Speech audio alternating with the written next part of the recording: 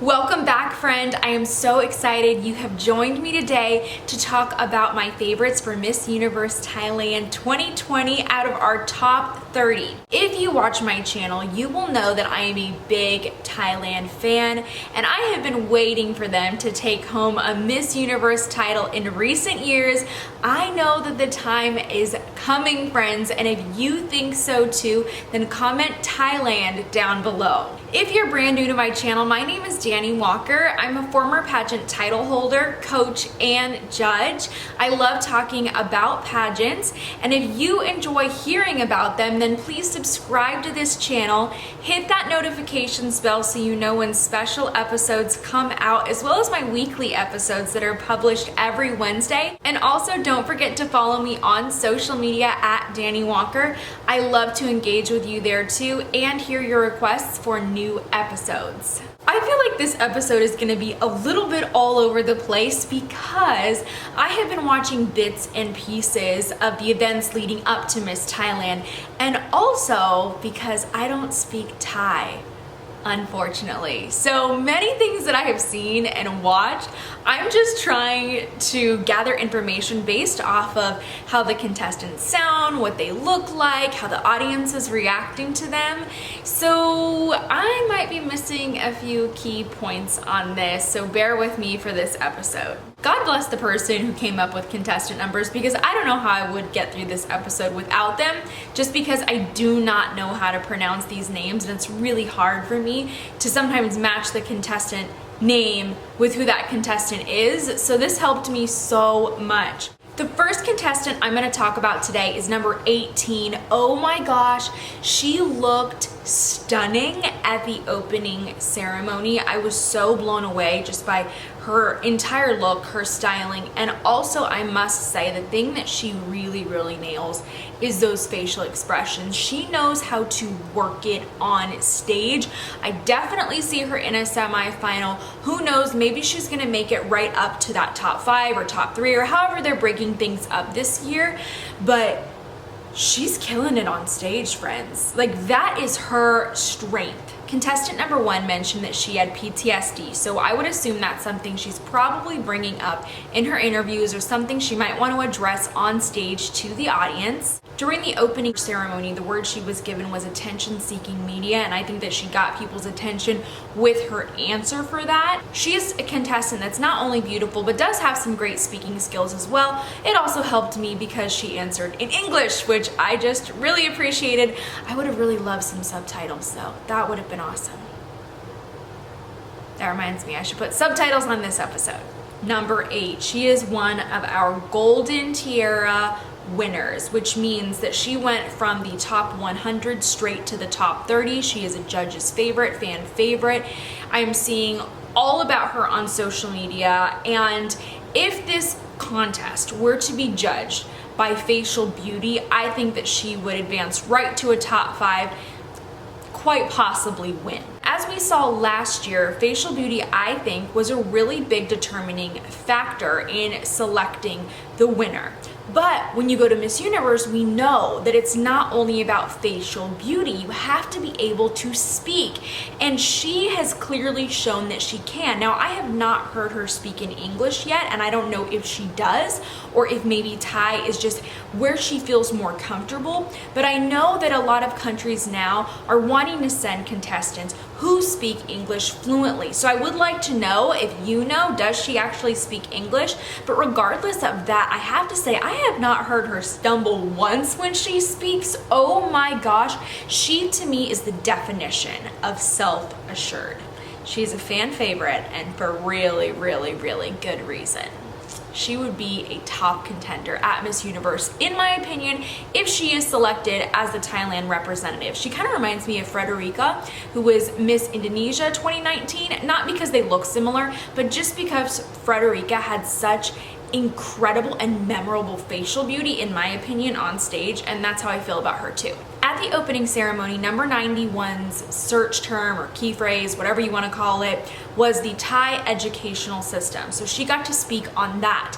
I don't know what she said because it was in Thai, but she had the biggest audience response, and she's someone who stood out to me when I initially saw the announcements of the top 30. When I've seen video clips of her, I think she's really beautiful. She's been styled with her hair up lately. I would love to see her hair down for finals, just because I believe it is a stronger look for her on stage. If you're gonna tune in for Miss Universe Thailand 2020, or you're just a huge fan, give this episode a thumbs up and share it with your friends. The next contestant, who is also a Golden Tiara winner, is Emmy.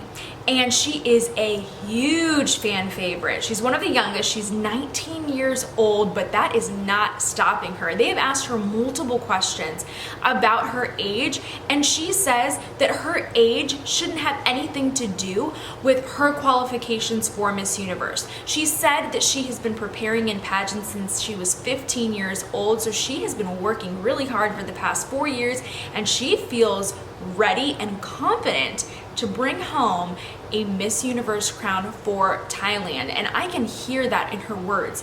The other thing I think is really special about her is that she speaks with such sincerity, and she is so composed in her answers. She is so pleasant, and it doesn't really seem like the stress of the situation is affecting her, or at least she is not letting that show. And that is a really awesome quality. And like I said, they're going to be looking not only for beauty, but for strong speakers at the Miss Universe pageant. So I think that she is a top contender. I could definitely see her taking home the Miss Universe Thailand title this year, because she's just honestly special. Number 56 is another Golden Tiara winner. She really stood out to me in the opening ceremony. She's stunning on stage. Her styling was on point. I absolutely loved her. I don't know as much about her because her answers have been in Thai, so I'm actually relying on all of you out there. Please tell me more about her. Leave it in the comments below. Tell me why you love her. But I can see why the judges love her and why she's also a really big fan favorite. If you could do me a huge favor, it would mean so much to me. Would you please screenshot this episode to support the channel? It means so much.